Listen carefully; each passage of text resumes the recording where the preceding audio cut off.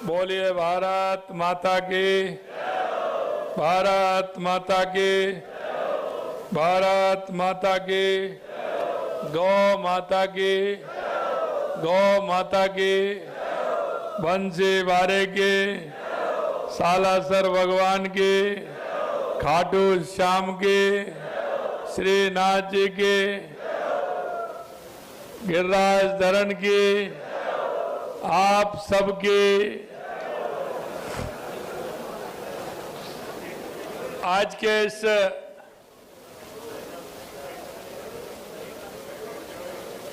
आशीर्वाद कार्यक्रम में मंच पर विराजमान अध्यक्ष राजस्थान गौ सेवा समिति दिनेश गिरी जी महाराज, वरिष्ठ उपाध्यक्ष रघुनाथ भारती जी महाराज, पथमेड़ा धाम सिरोही से पधारे मान्य गोविंद वल्लभ जी महाराज और इस गौ सेवा समिति के प्रदेश के महामंत्री रघुनाथ सिंह जी राजपुरोही साहब और मेरे सभी पूज्य संतगण, सबसे पहले तो मैं आप सभी को और आप सभी के चरणों में प्रणाम करता हूं, आप सभी को नमन करता हूं। आप सभी का इस सीएम हाउस पर आने पर आप सभी का बहुत बहुत अभिनंदन करता हूं। आज का ये कार्यक्रम गौ सेवा को समर्पित है। गौ सेवा के पुण्य कार्य से जुड़े सभी गौ सेवकों की मैं मुक्त कंठ से प्रशंसा करता हूं और उनका अभिनंदन भी करता हूं। और वो अभिनंदन मैं इसलिए करना चाहता हूं कि कई बार कई कहावतें होती हैं और वो कहावत हमारे जो बुजुर्गों ने बनाई है उसमें कहीं ना कहीं कोई ना कोई सार है। मैं आपको इसलिए अभिनंदन करता हूं, इसलिए धन्यवाद देना चाहता हूं और आपके माध्यम से उन सभी गौ सेवकों को धन्यवाद देना चाहता हूं, क्योंकि लोग कहते हैं कि बिगड़ी का कोई मोल नहीं होता है। आज हम देख रहे हैं जिस तरह से हमारे गाय माता कि जिस तरह से स्थिति बदली है, उस बदलती हुई स्थिति में आप सब लोग जो गौ सेवा कर रहे हैं, आपने जो प्रण लिया है, उसके लिए मैं आप सभी को अभिनंदन करता हूं, वंदन करता हूं, नमन करता हूं।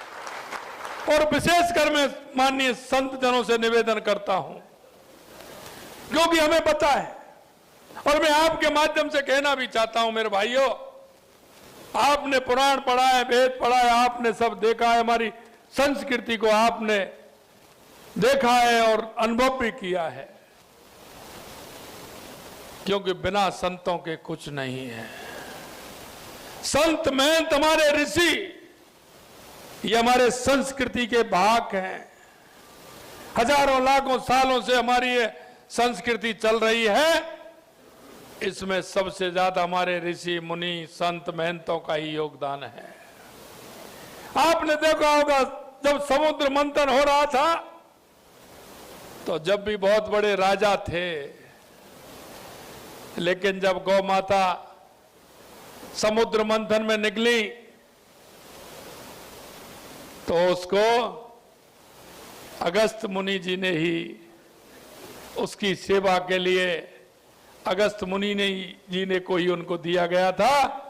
इसलिए मैं कहना चाहता हूं ये गौ सेवा का कार्य, क्योंकि जहां मैं जाता हूं, जिस गौशाला को देखता हूं, हमारे कहीं ना कहीं संत महंत मुनि हमारे जुड़े हुए हैं, इसलिए उनका संचालन बहुत ही अच्छी तरह से हो रहा है, बहुत अच्छी तरह से हो रहा है। गुरुजी ने सही कहा। मैं यहां आया था किसान होने के नाते, गिरिराज जी का भक्त होने के नाते मैं बहुत ही सौभाग्यशाली हूं। आज ही सुबह जब मेरी नींद खुलती है और जब मैं आवाज से निकल करके जाता हूं तो मेरे को दो ही नजर आते हैं, एक तो यहां के मोर और दूसरी मेरी गौ माता।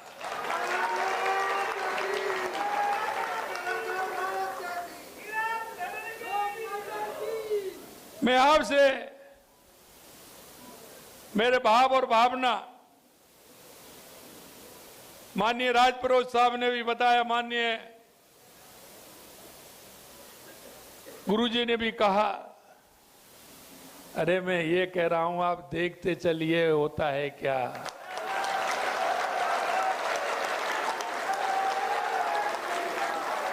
महाराज जी, आपको कहने की आवश्यकता नहीं है। मैं उन गौ भक्तों को भी कहना चाहता हूं, यह बात आपके माध्यम से उन सभी के पास पहुंचनी चाहिए कि हमारी गौ माता वो है।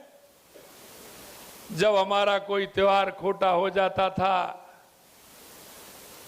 कहीं कोई हमारे घर में त्योहार के दिन घटना हो जाती थी, हम कई सालों तक उस त्योहार को नहीं मनाते थे, लेकिन जब हमारी गौ माता हमारे घर पर होती थी और उस गौ माता अगर उस दिन बछड़ा देती थी और ब्याती थी तो हमारा त्योहार भी पवित्र हो जाता था।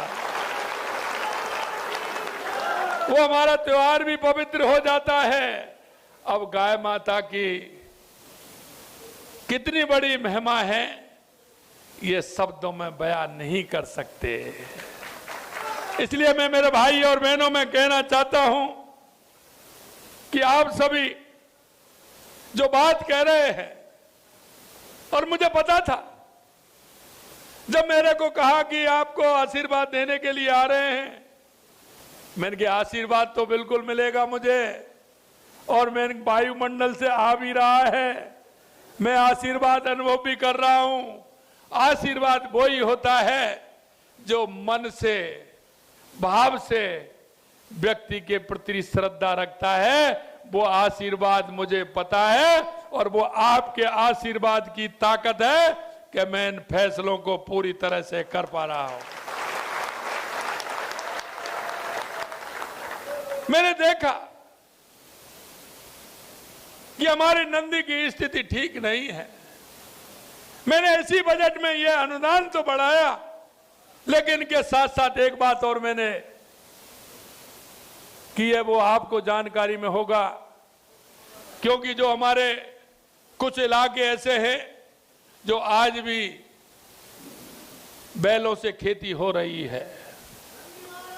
मैंने ये कहा कि जो बैलों से खेती हो रही है उनके लिए भी मैंने किया, और मैंने कहा जो अभी भी बैलों से खेती कर रहे हैं उनके लिए साल में 30,000 रुपए का अनुदान भी देना है। जो बैलों से खेती करने वाले उनके लिए 30,000 अनुदान दिया है, और मैंने कहा है अभी इसके माध्यम से सूची बन जाएगी, मेरे पास उसकी सूची आ जाएगी कि आज भी बैलों से खेती करने वाले, चाहे वो मेरा बागड़ का क्षेत्र हो, चाहे मेरा जोधपुर का इलाका हो या बूंदी कोटा का इलाका हो, कुछ जगह ऐसे हैं जहां आज भी बैलों से कुछ किसान भाई हमारे खेती कर रहे हैं।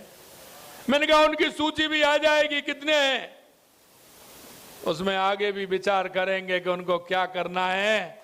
ये भी हमने कहा है, और हमने एक बात और उसमें जोड़ी है कि अगर जो बैलों से खेती करने वाला है उसके लिए जो हमें आवश्यकता है गोबर गैस का प्लांट, हम उसे सरकार के द्वारा अनुदान में लगवाएंगे, जिससे उसका काम भी उसका हो जाए। अगर इस माध्यम से आप देखेंगे तो उसको एक बहुत बड़ा फायदा उसको मिल रहा है।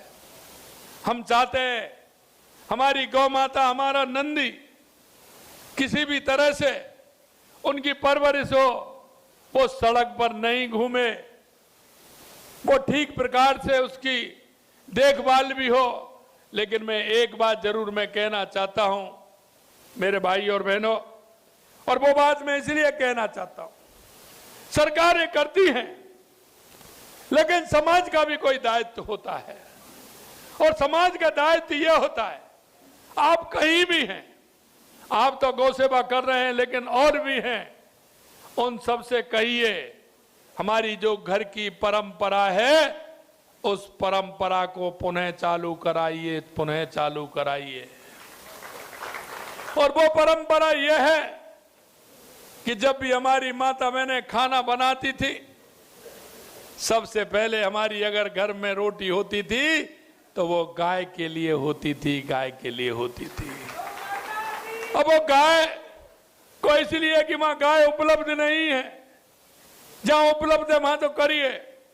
लेकिन मैं ये कहना चाहता हूं मेरे भाई और बहनों, जो आपकी नजदीकी की कोई गौशाला है, कहीं आपको ऐसा लगता है तो उस गौशाला में जाकर के सदस्य बन जाइए, और आपके मन और भाव के अनुसार प्रतिदिन एक रोटी कितने में मिलती है, आप अगर उसका ही गौशालाओं में एक रोटी प्रतिदिन के हिसाब से भी देंगे तो मेरी गौ माता का बहुत बड़ा काम हो जाएगा, बहुत बड़ा काम हो जाएगा। और ये बात मैं आपके माध्यम से इसलिए कहना चाहता हूं कि इसके लिए हमें एक जनजागरण अभियान चलाना है, हमको गाय की महत्वता को बताना है, जैसे हर व्यक्ति, हर माता बहन के घर में अगर आप जाएंगे, आप करेंगे, और कोई ये नहीं कि किसी भी गौशाला, कहीं भी नजदीकी गौशाला हो उसमें जाकर के वो अपना रजिस्ट्रेशन कराएं। अरे 6 महीने में, 2 महीने में, साल में, जब भी जितना पैसा उसका रोटी के हिसाब से होता है, उस गौशाला में अगर दे करके आएंगे तो हमारी गौ के लिए बहुत बड़ा, गाय माता के लिए काम होगा, ये भी मैं कहना चाहता हूं। मित्रों, महाराज जी ने कहा, क्योंकि रंगों का त्योहार होली भी है, इसलिए उसकी भी मैं आपको बहुत बहुत शुभकामनाएं देना चाहता हूं। गांव गांव में फाग उत्सव चल रहा है, फागुन का महीना है, हमारे ब्रज में तो 1 महीने पहले ही स्टार्ट हो जाता है। मैं अभी भी कह रहा था, बैठे थे, मैंने कहा जब ब्रज में होली से पहले 1 महीने पहले स्टार्ट हो जाता है तो प्रतिदिन नई ड्रेस पहननी पड़ती है, और उस दिन उस ड्रेस का हाल क्या होता है ये आपने देखा है। इसलिए मैं कहना चाहता हूं, इस होली के त्योहार पर भी आप सभी को बहुत बहुत शुभकामनाएं। ये त्योहार आपके जीवन में ऊर्जा और नया संचार लेकर के आए, और गौ माता की सेवा का हम भी कुछ प्रण लें, ऐसा मैं आपसे निवेदन करना चाहता हूं। मैं कहना चाहता हूं, आदरणीय महानुभाव, मुझे बड़ी खुशी है कि हमें गौशालाओं के अनुदान में बढ़ोतरी का सौभाग्य मिला, क्योंकि हमने पिछली बार भी बढ़ाया और इस बार भी बढ़ाया है।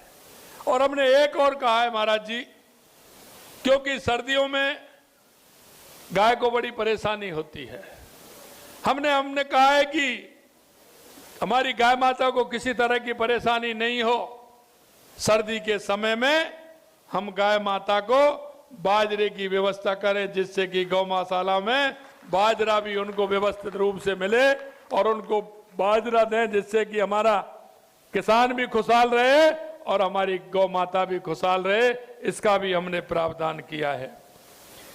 हमारे इस गौ माता की सेवा के इस पुण्य कार्य में अपार आत्म सुख और संतुष्टि का अनुभव हो रहा है।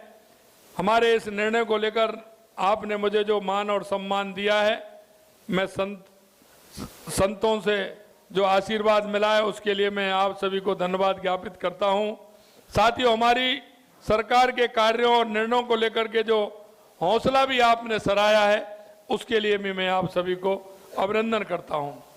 सज्जन, हमारी संस्कृति में जैसा मैंने बताया, गाय की महिमा अपरंपार है।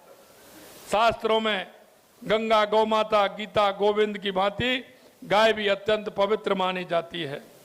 यही नहीं, स्कंद पुराण में कहा गया है कि गाय की देह में समस्त देवी देवताओं का वास होता है। यही वजह है कि सनातन संस्कृति में गऊ को केवल दूध देने वाली एक पशु न मानकर देवताओं के प्रतिनिधि के रूप में हम गाय को मानते हैं। गौ माता की सेवा के लिए सभी देवी देवताओं के पूजन का फल भी मिल जाता है। हमारा वैदिक समाज गौ माता को जिस तरह से तुलसीदास जी ने भी भगवान श्री राम के जन्म लेने के कारणों में से एक कारण गौ संवर्धन बताते हुए लिखा है, विप्रुधेनु सुर संत हित लीन मनुज अवतार। तो ये गाय का बहुत बड़ा होता है। गाय पर जैसे जैसे अगर कहीं कोई समाज में अत्याचार होता है तो भगवान कहीं ना कहीं अवतरित होते हैं, किसी के रूप में आते हैं। इसमें एक अवतार ये भी माना गया है। मैं भगवान श्री कृष्ण के गौ प्रेम को तो जग जाहिर है, इस कारण गोपालक उनको नाम रखा गया है। भगवान कृष्ण के बहुत नाम हैं, लेकिन गोपालक नाम भी है। और इसीलिए मैं कहना चाहता हूं, हमने गोपालक क्रेडिट कार्ड भी बनाया है। और पहले हमने 1 लाख रुपए दिया था, 1 लाख रुपए, 1 लाख रुपए। अब हमने उसे बढ़ा करके इसी बजट में हमने वो 2.5 लाख रुपए कर दिया है। ये भी मैं बताना चाहता हूं, जिससे कि जिसके घर में अगर दूध नहीं हो रहा है, और वो भी सस्ती ब्याज पर, क्योंकि हम जब गांव में जाते हैं, पूछते हैं, किसानों के यहाँ जाते हैं, रिश्तेदार आते हैं, तो वो 2 ही बात पूछते हैं, आपकी खेतीबाड़ी कैसी है? तो बताते हैं बहुत अच्छी है, बारिश भी हो गई, मावट भी पड़ गई थी, इसलिए बढ़िया फसल है। दूसरी बात पूछते हैं कि आपके यहाँ दूध वगैरह हो रहा है, कि दूध हो रहा है कि नहीं हो रहा है? पूछते हैं कि नहीं पूछते हैं?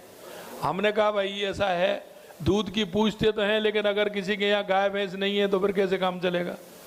हमने कहा इसके लिए गोपालक कार्ड हमने पहले 1 लाख रुपए का, अब उसे बढ़ा करके हमने 2.5 लाख रुपए कर दिया है कि आराम से गौ खरीदें, आराम से रिश्तेदार की सेवा करें, 1 दिन की बजाय उसको 2 दिन रोके, उसकी ठीक प्रकार दावत करें, बच्चों को आराम से दूध पिलाएं।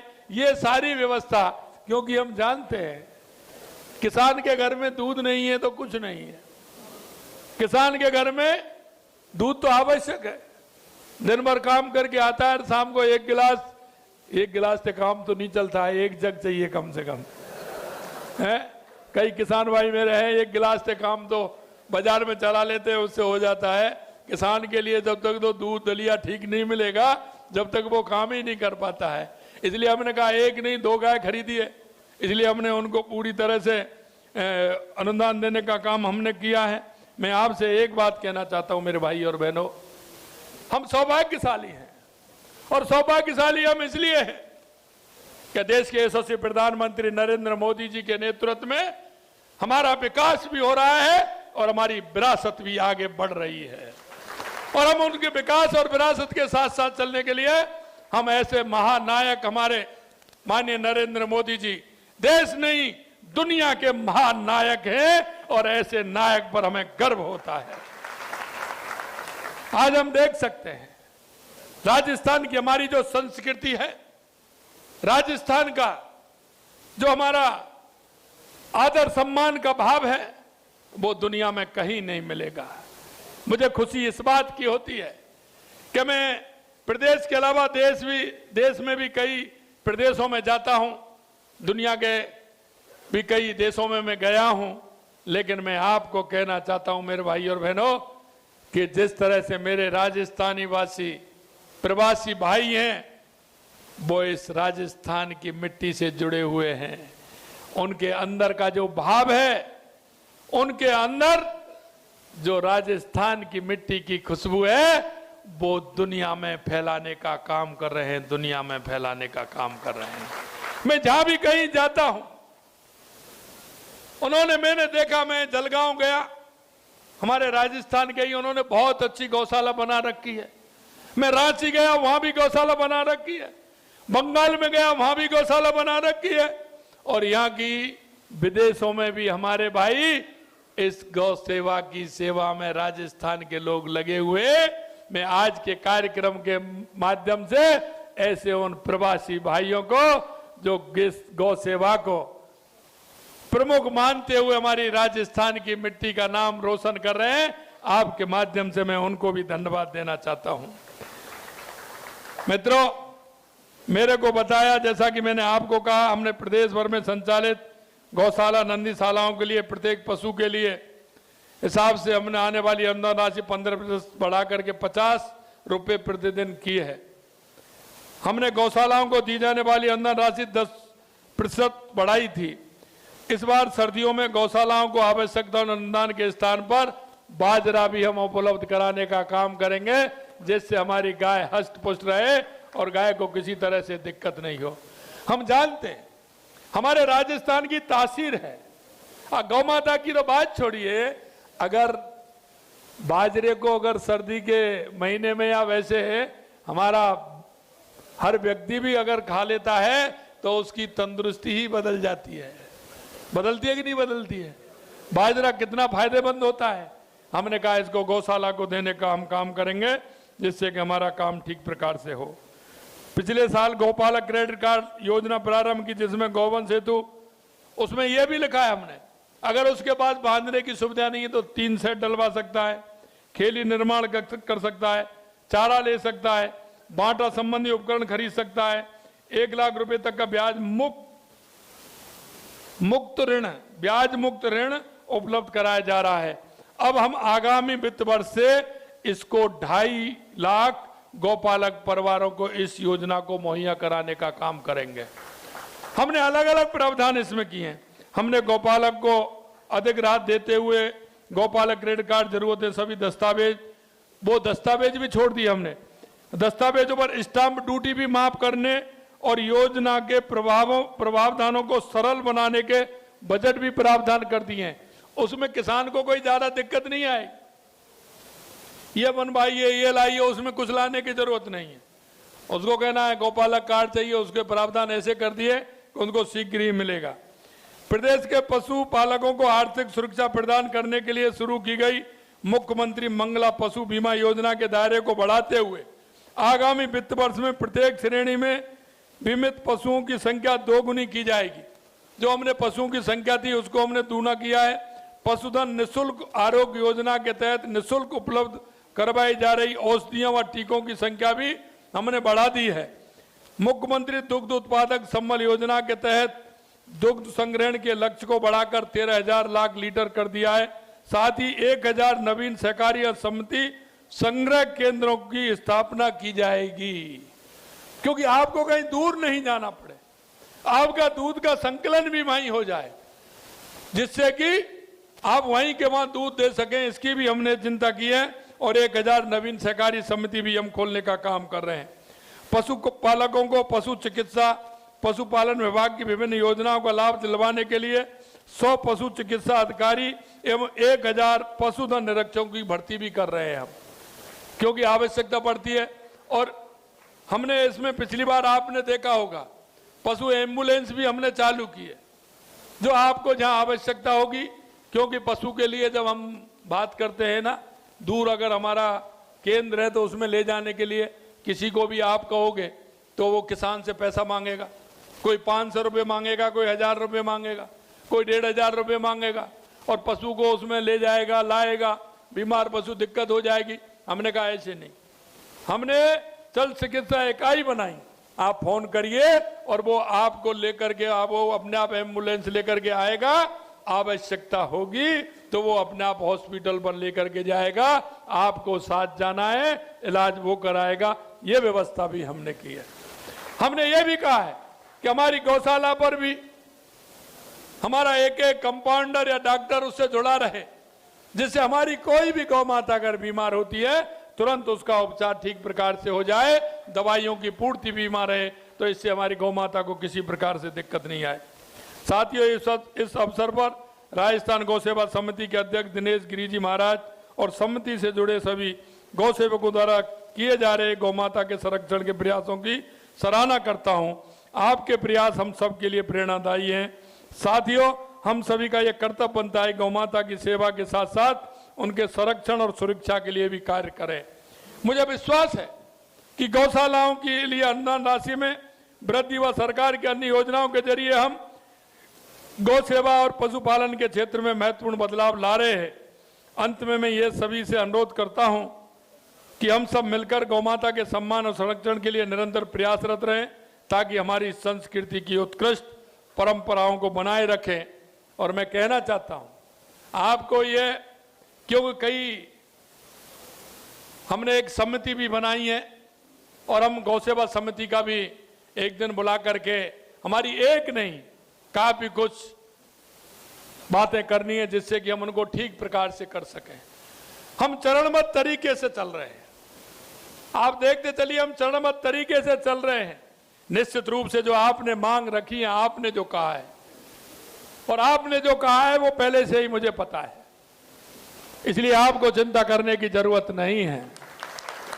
मैं इतना कहना चाहता हूं, जैसा कि मैंने आपको कहा है कि हमें जन जागरण की आवश्यकता है, क्योंकि वो गाय किसी और की नहीं है, वो गाय हमारी है। हमने से ही किसी ना किसी ने उस गाय को छोड़ा है। उसको अगर आप ताने भी देंगे, 4 बार उसको टोकेंगे तो उसके मन में भी भाव आएगा। मैं देखता हूं हमारे महाराज जी हैं, गौशालाओं का संचालन करते हैं, लेकिन जब वो गाय दूध नहीं देती है या नंदी काम में नहीं आता है, उसको गौशाला में छोड़ जाते हैं। लेकिन क्या हमारा दायित्व ये नहीं बनता है कि हम गौशाला में छोड़ करके आ रहे हैं तो हम 2 या 5, 10 सदस्य बना करके उसमें अपना सहयोग दे सके। हम ये कह सके कि महाराज जी इस गाय को आप रखिए, इसकी व्यवस्था के लिए मैं इतना नहीं कर सकता, लेकिन इतना जरूर मैं आपको सहयोग कर सकता हूं। अरे कई लोग, कई तरह के सहयोग होते हैं, आर्थिक सहयोग नहीं होता है, कई तरह के सहयोग होते हैं। मैंने देखा है, जब मैं लोधाबाई मंदिर पर महाराज जी हमारे गौशाला चलाते थे तो मैं इनको देखता था, हमारे विद्यार्थी जी आए हुए हैं, हमारे बहन ये भी गौशाला चलाते हैं।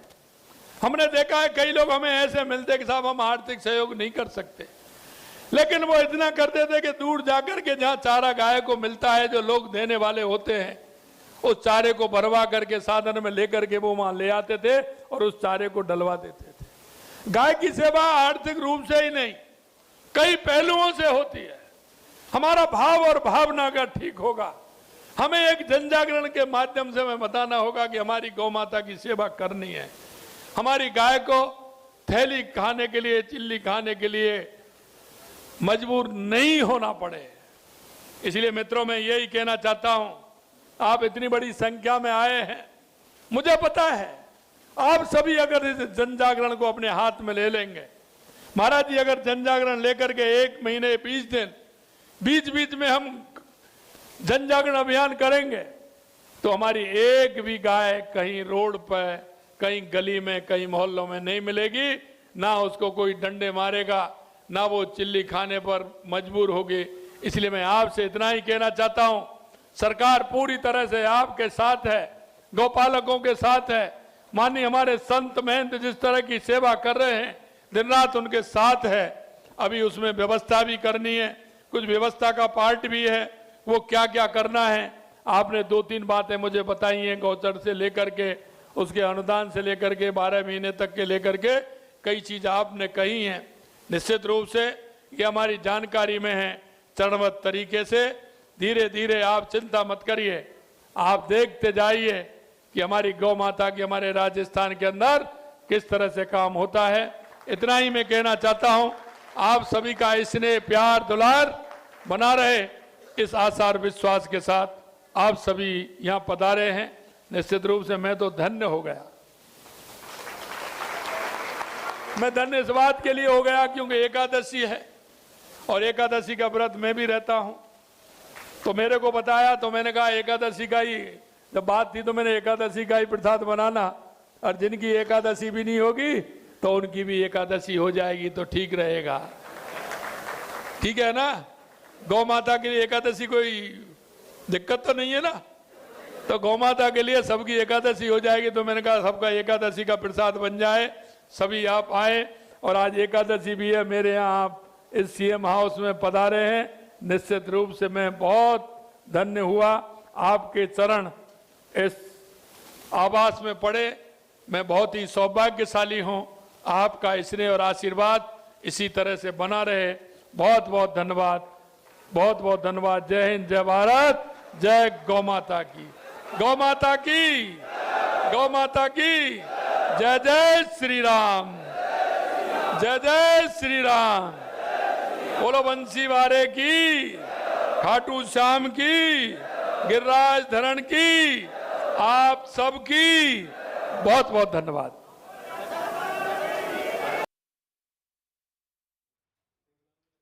तो मुख्यमंत्री भजनलाल शर्मा को आप सुन रहे थे कि किस तरह से मुख्यमंत्री भजनलाल शर्मा का आभार प्रकट करने के लिए यहां पर तमाम जो गोपालक गोसेवक हैं वो पहुंचे हैं।